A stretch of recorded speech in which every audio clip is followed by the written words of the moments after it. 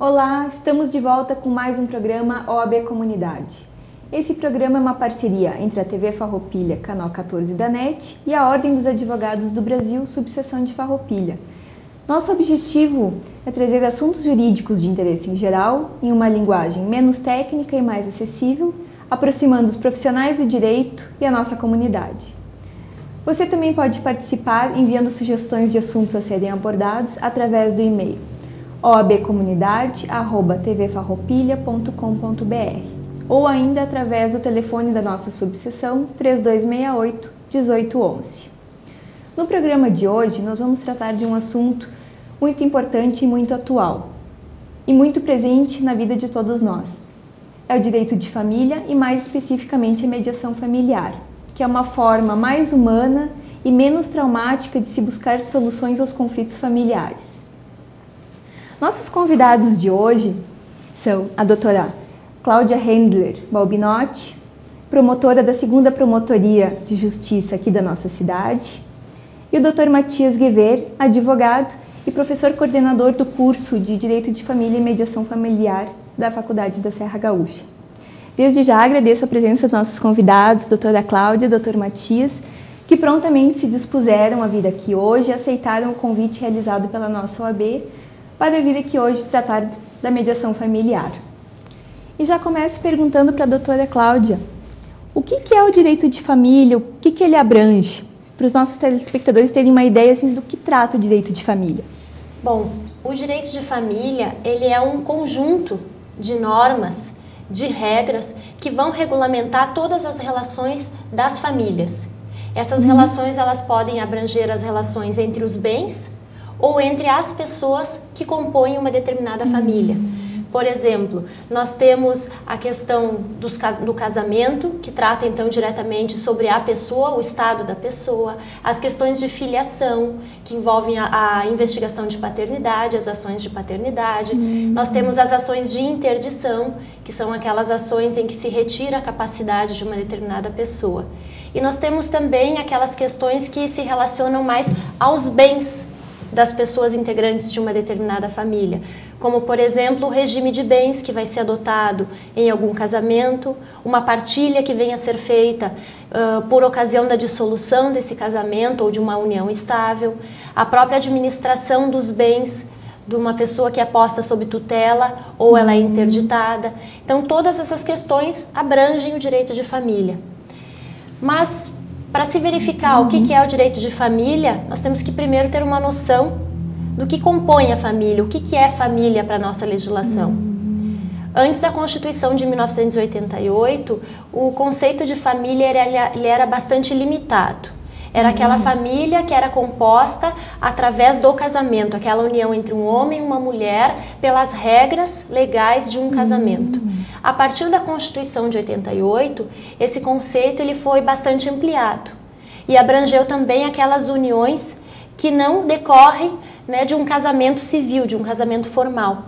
E aí então nós passamos a abranger também e considerar como família aquelas uniões em que as pessoas simplesmente resolvem morar juntas e constituir então uma família sem um documento formal assinado, né? A família, então, perante a Constituição Federal, ela está bastante ampla. E a própria Constituição também prevê que a família, ela é a base, né? Ela é o alicerce de toda a sociedade. E justamente por ser esse alicerce, a base dessa sociedade, é que o Estado acaba intervindo muitas vezes na família.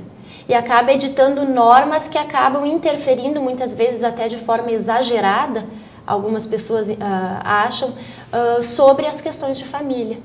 Por exemplo, nós temos as normas que regulam os alimentos, né? São normas que as pessoas não podem abrir mão, mesmo que uma determinada mãe que tenha a guarda do seu filho, ela não queira que o pai pague alimentos para o seu filho, é obrigado, sendo um menor de idade, é obrigado que se fixe um valor para o pai pagar de alimentos, né? E muitas vezes nos questionam em audiência, mas eu tenho meu dinheiro, eu consigo sustentar os meus filhos, né? Eu não quero depender do dinheiro do meu ex-marido. Até por uma questão de orgulho.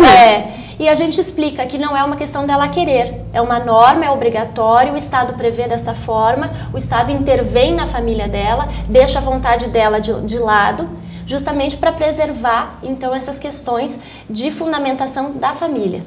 Então, a gente orienta, você não quer esse dinheiro, então você abre uma caderneta de poupança, coloque o dinheiro lá, e no dia que o seu filho for maior de idade, ele vai administrar.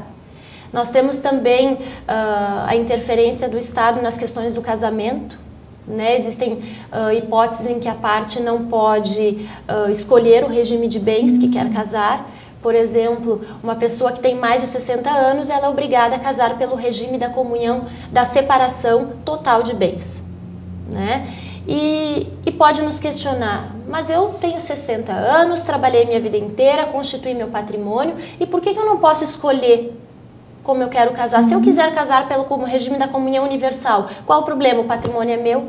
E aí, então, nós temos que considerar para ele, não, isso é uma norma que o Estado prevê para evitar casamentos, né, que tenham apenas o objetivo patrimonial, porque o Estado tem qual objetivo? Preservar a família, preservar que os casamentos sejam constituídos com intuito, né, prolongado, que se mantenha uma determinada família ao longo do tempo. Justamente porque a família, ela é considerada então como a base econômica, a base social, a base moral de uma sociedade. Então procura se preservar ao máximo, né? Então todas as questões que possam dar mais garantias à família. Na verdade, a maioria das pessoas nem sabe, mas todos nós somos regidos pelo direito de família. Todo mundo tem uma família, todo mundo, se não é casado, é filho, se não é pai, se não é mãe, ao menos filho. Então, todo mundo tem uma família e tem as regras estabelecidas, né? A maioria das pessoas nem sabe disso, mas o Estado intervém em todas as relações. E, doutor Matias, diga pra gente, o que é a mediação familiar? Bom, doutor Daniel, a mediação familiar é uma forma de se resolver situações de conflito no âmbito da família, né? Ou seja, é uma forma de se conciliar a família sempre que houver uma situação de instabilidade, de insegurança nessa relação familiar. A mediação familiar ela foi instituída no modelo americano. Em 1974 foi criada a mediação familiar para quê? Para desacelerar o poder judiciário, que tinha muitas demandas, né? E para tornar menos moroso e menos oneroso para as partes que estavam envolvidas em processo. Hoje, como é que se vê a mediação familiar? Como uma forma de se colocar fim, né, a um conflito entre as pessoas da família. Onde isso? Em situações de separação, né, de divórcio, de alimentos, de guarda dos filhos, né, uma série de situações que envolvem a família propriamente dita. Como é que se dá a mediação familiar? As partes elegem um profissional, né, pode ser um profissional da área do direito, um psicólogo, um assistente social, alguém que esteja preparado para quê? Para não intervir nessa situação de briga da família, mas sim para ouvir as partes e tentar fazer com que elas cheguem a um consenso, né, sem que haja uma intervenção. Você tem que proceder de tal maneira, ou você deve proceder de tal forma, né? O mediador busca essencialmente isso, traçar o perfil das partes envolvidas e junto delas buscar uma forma de conciliar. Pode ser antes de uma demanda judicial, antes que as partes então ingressem com alguma ação judicial, ou pode ser também no curso do processo, que o próprio juiz pode pedir a presença de um mediador familiar, o próprio Ministério Público também pode pedir que essa terceira pessoa entre, né, no processo para tentar dirimir essas questões. Por quê? Porque as questões de direito de família são muito truncadas, né? Envolvem muitos sentimentos, né?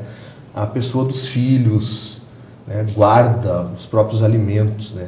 Então o mediador ele tem um papel importante, né, nesse contexto, buscando sempre conciliar, né? Pode ser antes da demanda, se as partes chegarem a um consenso, leva-se ao conhecimento do juiz, né? Para quê? Para que se homologue esse acordo de vontades, depois de ouvido o Ministério Público, ou pode ser durante a tramitação do processo, mas sempre visando conciliar. Né? Seria basicamente essa a atuação do mediador. E doutora Cláudia, qual que é a posição do MP, então, em relação à conciliação? É o melhor caminho quando existem conflitos familiares? Com certeza.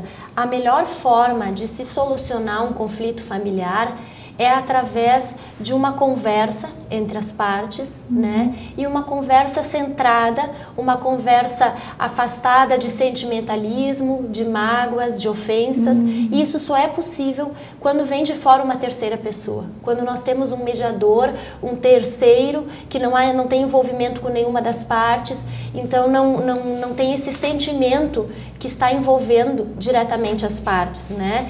A gente sabe que sempre que há um conflito familiar, nós temos uma relação permeada de mágoa, de sentimentos, e muitas vezes as partes acabam se ofendendo e muitas vezes não chegam num acordo, não porque não querem conciliar, não querem acordar. Muitas vezes é justamente para provocar o outro, né? Para dizer eu não dou o braço a torcer, eu não vou concordar com ele nunca, ainda que eu saia perdendo em relação a isso. E quando nós temos uma terceira pessoa que consegue fazer com que eles enxerguem que o acordo é a melhor forma de solução de qualquer conflito familiar, né?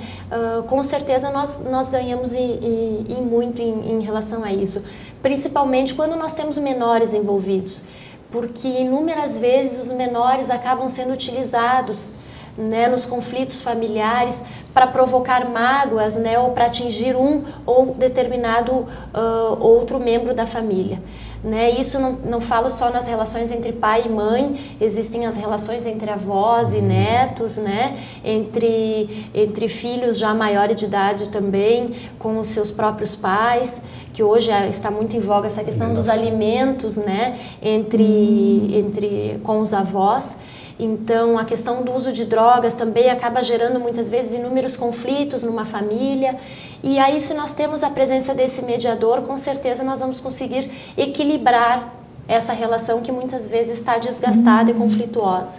E muitas vezes os filhos, eles até são utilizados, é feito como mais ou menos um cabo de guerra.